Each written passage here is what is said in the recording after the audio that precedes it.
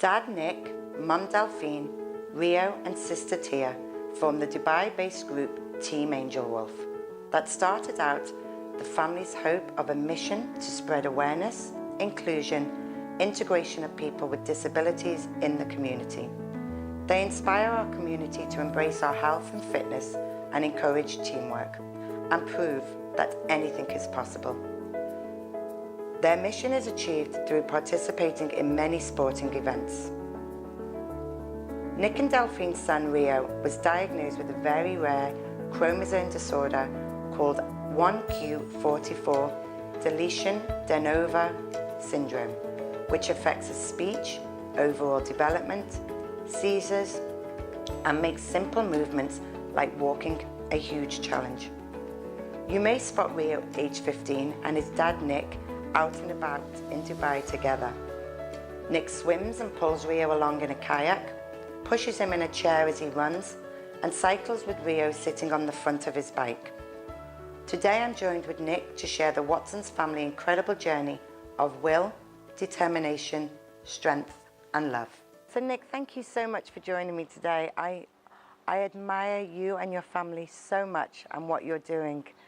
And you just, every time I go onto social media, we see another achievement, and you've just finished an amazing, amazing race. Can you tell us about that?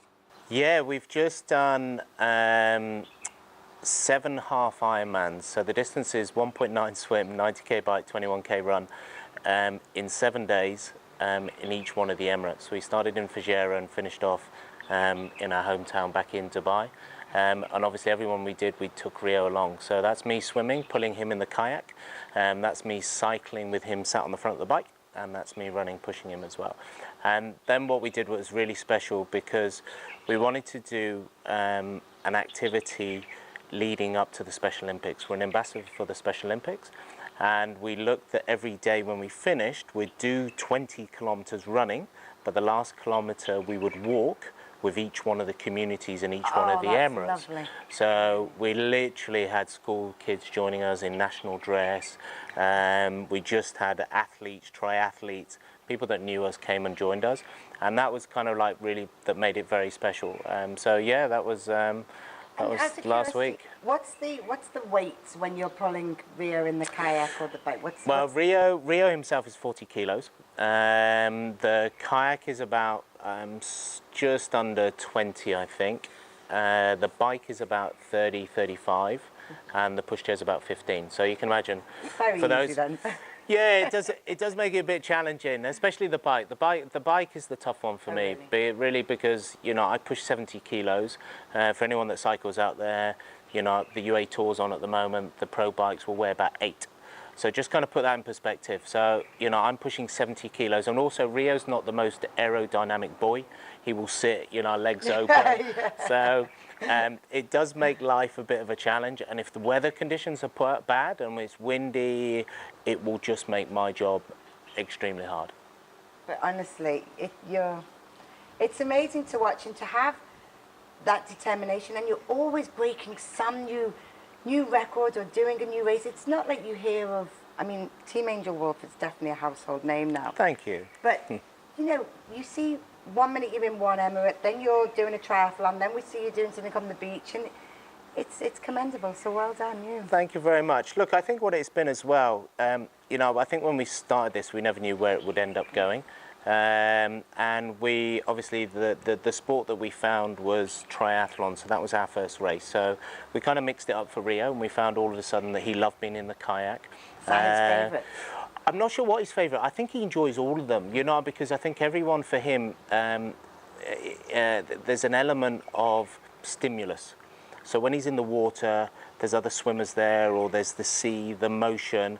And for them, that stimulates him, That's a part of his kind of sensory as well. And he enjoys those environments. But you get him on the bike, the faster we go, the happier he is. Oh, sure. And then if other things are happening, there's other cyclists or there's vehicles, he enjoys all that. And then the same thing on the run, just a very different way in which we're a bit more closer, because obviously we're running, I'm just straight behind him. So I don't know if there's a favourite. I think he just generally enjoys anything where he's actually moving. You know, you can put him in the car and he's happy.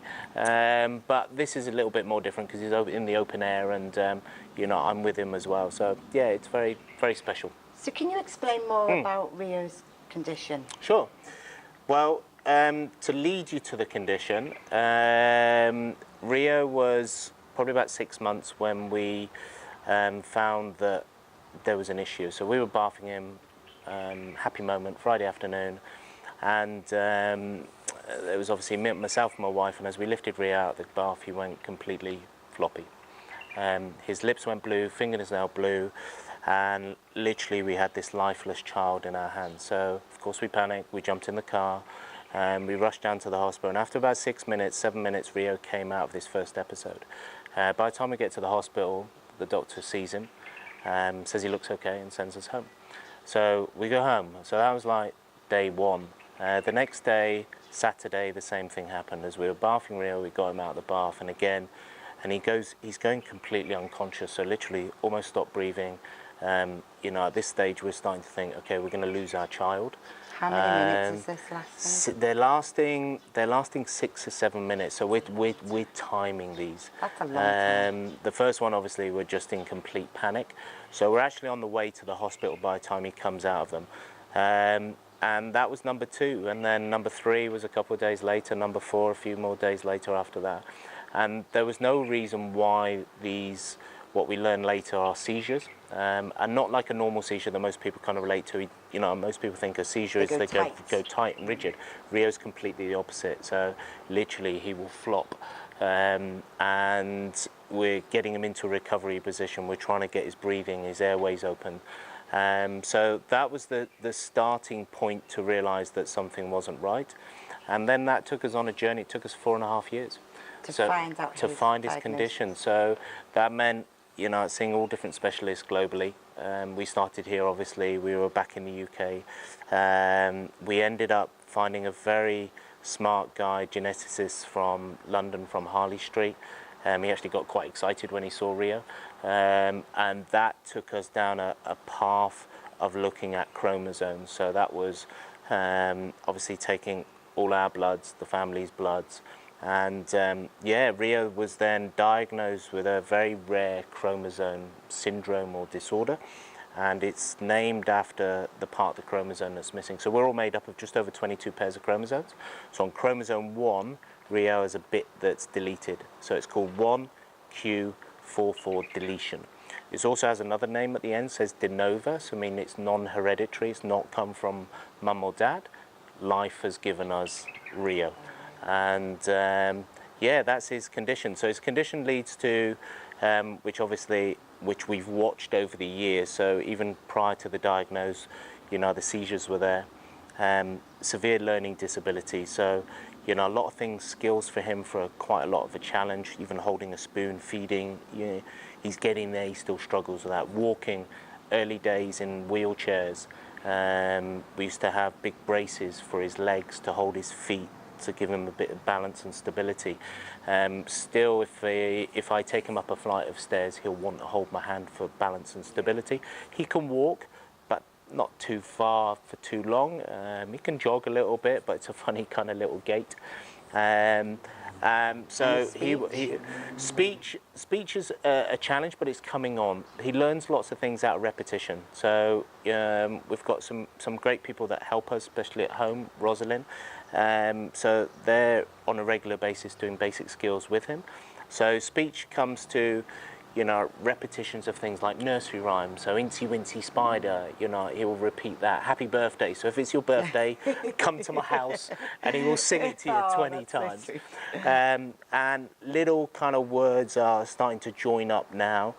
He's starting to make a little bit of sense on a couple of things that he knows is his form of communication.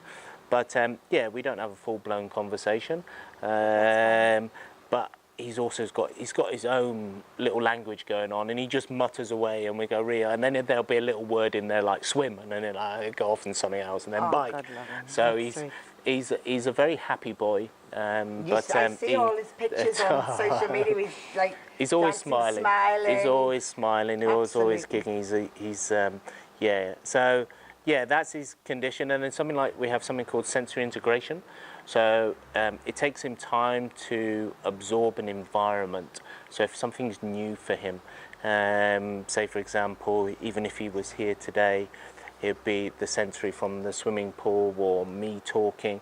But in time, he would get comfortable with it. But it takes him time to understand each area and each environment. So, and I think that's why he enjoys so much these elements that he knows. So being on the kayak, he knows what to expect in the sea. On the bike and obviously on the pushchair as well. And he's still in nappies. So at 15, that's still a challenge for us. You know what I mean? So how do you do that when you're running or? Well, look, that's where Team Angel Wolf is definitely a team. I cannot do this without behind the scenes. The backbone to Team Angel Wolf is my wife. She does so much which no one really sees. So you can imagine prep in the morning, getting Rio fed, dressed. So obviously every swim, we will be thinking, okay, what's the weather conditions? How much clothing should we put on? Do we need thermals? Do we need water probes and all those things? So Rio will generally swim. As we get him out the swim, we're changing him and fully changing him. So especially on this 7-day challenge, fortunately we had a 3x3 tent. We'd get him in the tent, we'd strip him down naked, we'd change his nappy, put dry clothes on, new clothes, and then we would go again. But that's Mum, I'm getting myself ready. Mum's preparing Rio, make sure he's fed, sunscreen, hydrated. And I was there.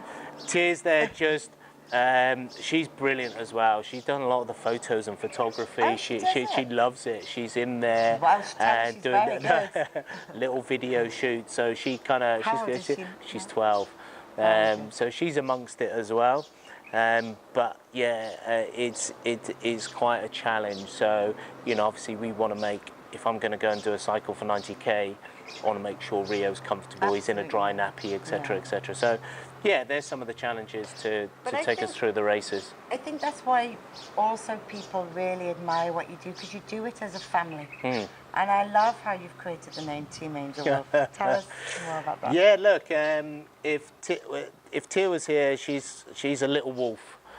She'll probably be climbing up a tree now and hanging out something. So she's this free-spirited, mad little kid, and she's absolutely adorable. She's shy on one perspective, but she's this little wolf on the other. So we call her Little Wolf, and we call Rio our angel for just obvious reasons. So Team Angel Wolf. That's so nice. Oh, I love it. I love it. So what's next? What's your next challenge going to be? Well, look, I think what we're always trying to do is a little bit reinvent ourselves. I think now on the triathlon scene, everyone knows us. It's almost like, oh, Nick's here, okay. There's not even a shock value anymore. So running races, swimming races, we're well known. We've done quite a lot of obstacle races. So how does that work? I've been wanting to well, look, there's things like obviously the Spartan Desert Warrior Challenge was just at the weekend, so we missed that one. So what we do is we get a team of 8, and we've got a stretcher. Rio sits on the stretcher. We've got a little kind of chair that he sits in the middle of it, and we carry him around. And the reason why we did it is when we started it, we wanted other people to experience what we do, and most importantly, meet Rio. See how happy he is firsthand. Actually racing with us. So we created obviously a way in which we could do these obstacle races, and we've done quite a few now, I think almost about 10 races, and we take Rio along and he absolutely loves it. So we carry him on the stretcher, and then when we get to each obstacle we kind of figure out how we're going to get Rio out. Sometimes as a team, and Rio goes over each obstacle. We will try our utmost unless we think it's unsafe. So in everything we do, Rio is a priority. We'll make a decision on the obstacle, but there's not many I haven't got over. So as a team, we'll either manhandle Rio through the obstacle. Does he mind that? Look, he doesn't mind. I think what did we do? We did a Spartan up in Hatter back in November, and it was the first one where there was actually mud. Whereas normally they're in mud, it's sand. So you go through sand. So there was actually mud, and we had to go over under barbed wire. So crawling through mud. So Rio was nice and clean before that, so we get him down. So there's Mum on one side, me on the other. We're trying to not get caught by the barbed wire over us, but we're making sure Rio doesn't, you know, get annoyed and stand up. But we dragged him all the way through. He was absolutely black, and then as he came out, his hands were covered in mud, and he just went, and it was all in his face and everywhere. And then we were like, what should we do with Rio? Should we try? So we started to wipe it, and it was wet, and it just made more mess. So we've got an amazing photo as he was coming over another obstacle later where all the mud had dried. The guys had handed Rio down. I was getting ready, but Mum was there, and Mum kind of grabbed Rio and grabbed him like to her chest, and his head's over there, and there's a photo behind. His face is all full of mud and all flaky, beautiful. but brilliant, and still smiling and still loving it. So yeah, and then a lot of the obstacles, I've got like a little harness, so I put Rio on my back and I strap him to my back. And you just and I climb. No, I climb. So if there's big climbs up and down, I will climb up with Rio on my back.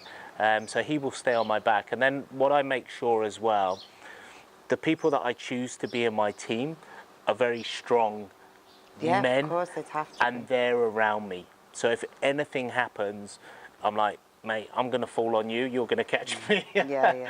You're definitely a well-oiled machine, you can see that. Yeah, look, and I'm ex-military as well. So, you know, you need to, when you do things like this, you need to be surrounded by people that you 100% trust, who are strong enough, and also take their own initiative as well. So they know what to do. So I've got always a core 4 people that are by my side, and they know what to do, and they get us around the course.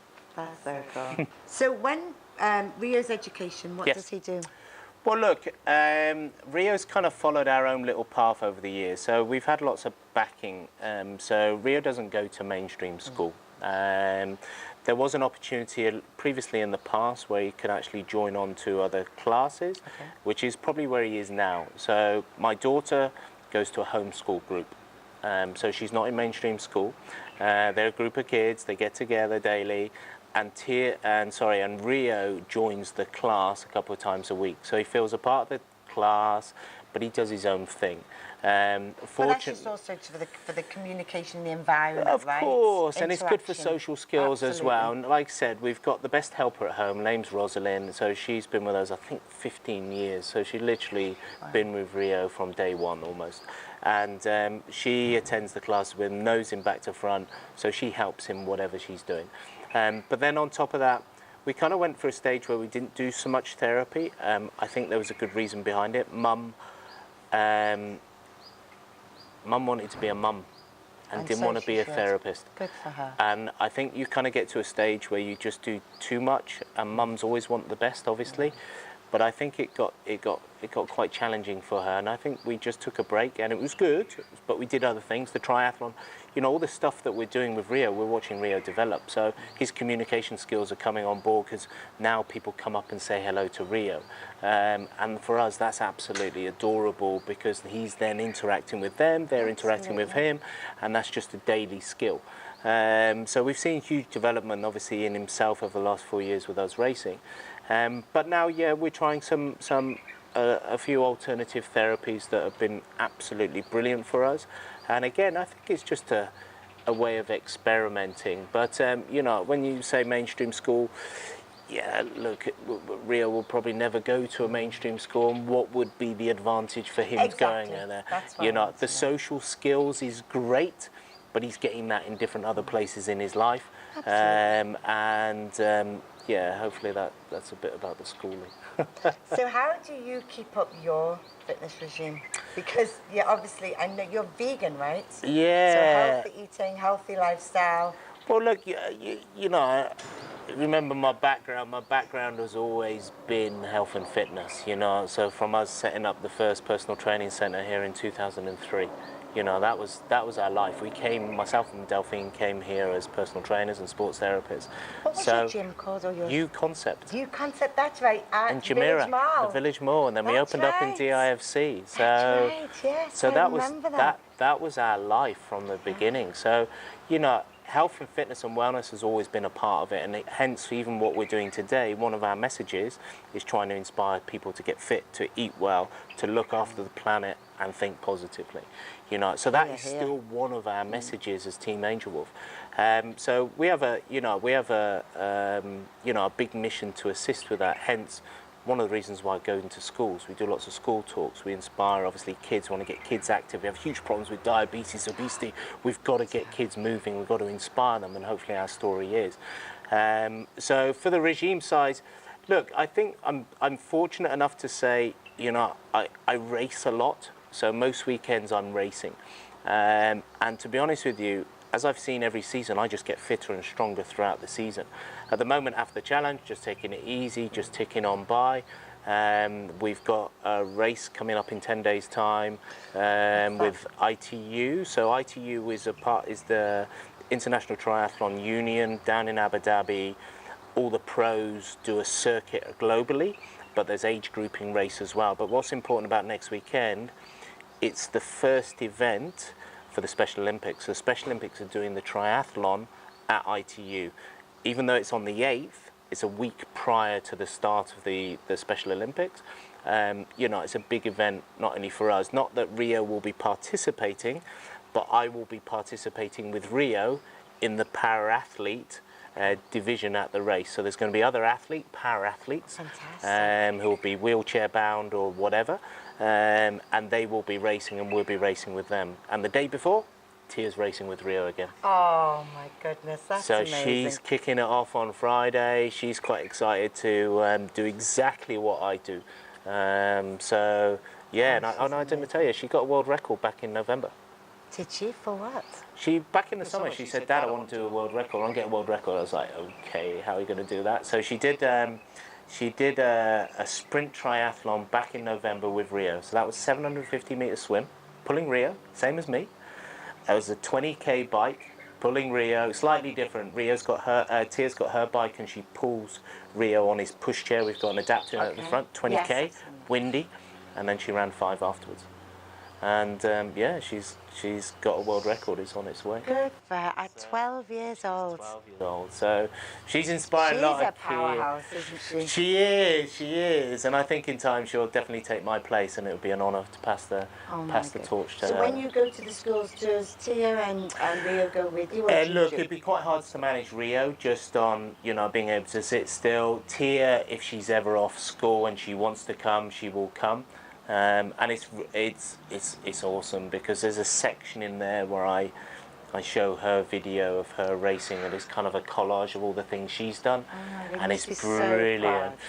Yeah, look, I am, and she, you know, and the nice thing is she's very humble about it as well. You know, when she did the world record, it was quite interesting. I picked her up from her school, and asked the teacher. I said, "Did Tia mention anything about what she did at the weekend?" Not a thing. Oh my goodness. Not a thing. Not one word. I was like, if that was me, I'd be like, guys, look what I've done. But I'm sure then the school mentions look, yeah, but you know, she's just very humble about it. And I think what it's become as well, it's become the norm for her. You know what I mean? So she, you know, for the last 4 years, we've raced. Most weekends we've raced. We've done 100, I actually had to do the count for a presentation the other day. I've done 172 races. I haven't, Rio has. Rio's done 172 races. Tia's done a few of them. Amazing. I've done lots of them. Rio's done 172 races to date.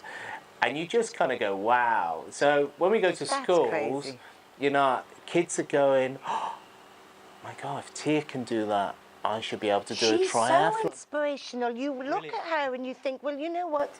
If you can do it, we can do it. And it's 100%. all just about getting your bottom off the sofa 100%. and going to do 100%, it. Right? 100%. And she's, yeah, look, she's got a good story to tell, and she's doing it in a nice way. So yeah, she's a good kid. Can people you know, watch what you're doing? Yeah. Where do you promote where you're going to be? Is it just on social media? You have a website that we can... Yeah, look, the social media is based. Our two links have always been Facebook and Instagram. Okay. Instagram a lot more over the last couple of years, Yeah, it's strong. because it works so well. We get such a great engagement on Instagram. Website for years and years kind of comes and goes, but I finally got someone actually from last week, bizarrely, that we've been looking at doing. They're going to help me build the website. Okay. So that's going to come up and running Great. very soon. But yeah, the social media channels is really where we are, what we're doing. We're always announcing what we've got up and coming, what races. And the nice thing is, what I always like about a lot of the races here, even this weekend, we've got a race this weekend. So there's a 16 kilometre, there's a 10, there's a 5 and there's a 3. So You say it so fast and I'm just catching and thinking, oh my goodness.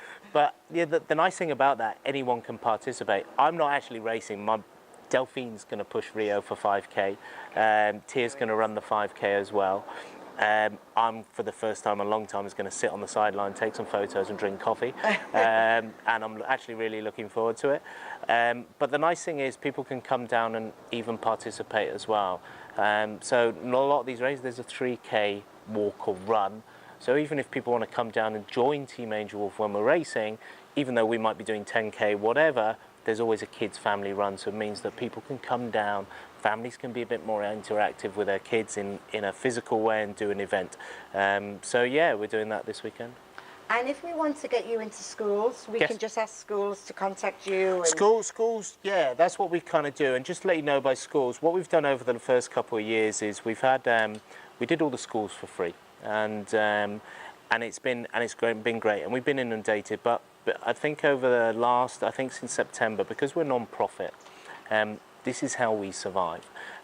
So the way in which we work at the end of the day, we need sponsors to sponsor us, and we've got some fantastic support, fantastic sponsors, but we're always looking for more. Yeah. So what we've done to schools this year is just say, guys, we need your support. So we give a minimal charge to come in and do a school talk, and in return that supports Team Angel Wolf. It allows us to do what we do, and most importantly, pays us a salary. Absolutely. And it allows us to put food on the table. So, you know, we've done 3 years of free talks. So if the schools want to come, yeah, please, but please, there's a minimal fee, but the fee helps support what we do. And so you should be paid for it. And schools are kind of getting it now, yeah. and they're really starting to come on board. Yeah, it's just that kind of acknowledgement as that when we do. But school talks, I love going to schools, you know what I mean? I did a school talk the other day, there was like 1,500 kids. The whole school stopped for the talk. I love that. And then afterwards, the amount of kids that engaged, I had a couple of girls come up in tears. They were emotional wrecks. They were like, Nick, this is life-changing. And I'm like, awesome, fantastic. So hopefully they'll all go out and make a difference. But you know, when you watch you as a family, you are inspiring. You get this adrenaline through your body that you want to run with you. And only because my husband's now obviously training for MDS, my kids are, my twins are 5, my eldest is 6, and they're, Daddy, how many K did you run today? Did you do 80K? Did you do this? And to have this in your household is such a great way of life, you know? And if I could only ever get to half of where your family are on the fitness level, I mean, it's amazing. But I think so many people look at you and think, we need to be doing a bit more of that. And the beauty is it's free. You can go run on the beach. You can do so much with your kids. It's free. Go and enjoy it.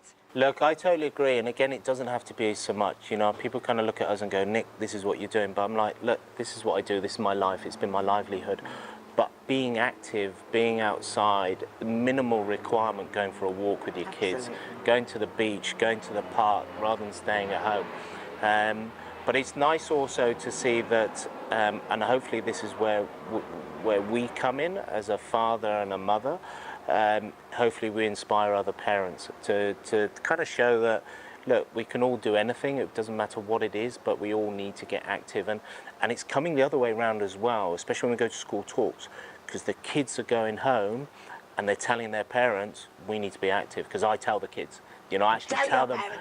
Yeah, well, look, if it's a starting stone, children have such such a huge influence at home. Absolutely. You know what I mean? And if they want to come and play football or go for a run or go cycling, you know, as parents, we should be embracing that and going, absolutely fantastic, of course, let's do that.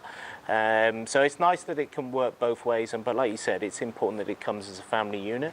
And I think that's where I think we're very fortunate. I think we found something as a family that has now become our livelihood. This is what we do. But I have to admit, I have the best job in the world. You know, I get up every morning, I look forward to doing what I do. You know, I look forward to coming and speaking to you today, you know, because hopefully we may inspire one person from this video. And if one person gets out, gets active, then I've done my job, you know, and I think I look at that as being every day.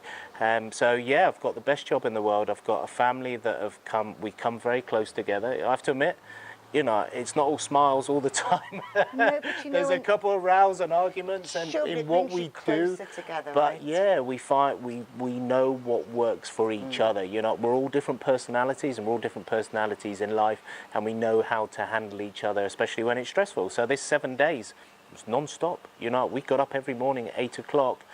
We were at 5 o'clock. We were racing at 8. So you can think of all the logistics, all the equipment that we need. That has to get to each emirate. We'd race every day, 9 hours. I'm coming in absolutely exhausted. The weather was terrible. Then we'd literally have to pack up, take us an hour, get all the kit, get to the next hotel, to the next emirate, to get the kids out, to feed them, to charge all our stuff for social media, cameras and stuff, put something on social media, try and get some sleep, and then do that over 7 days. So yeah, I have to admit it was quite stressful, but we managed it. There was lots of sense of humor in there as well. There was a few tempers as well, but you know, that's it as expected. But it was, we've become a very strong family, and we definitely rely on each other. You know, it's not just me and Rio. You know, Delphine, like I said, is behind the scenes, tears in there as well. Rio's just happy. You're an inspirational family, and we love you, honestly. Thank you. Keep it up, keep inspiring us, and we're here to support you all the way. Thank you very much. Thank you so much. Thank you. Thank you. Honestly, I really mean it. You're honestly fantastic. Thank you.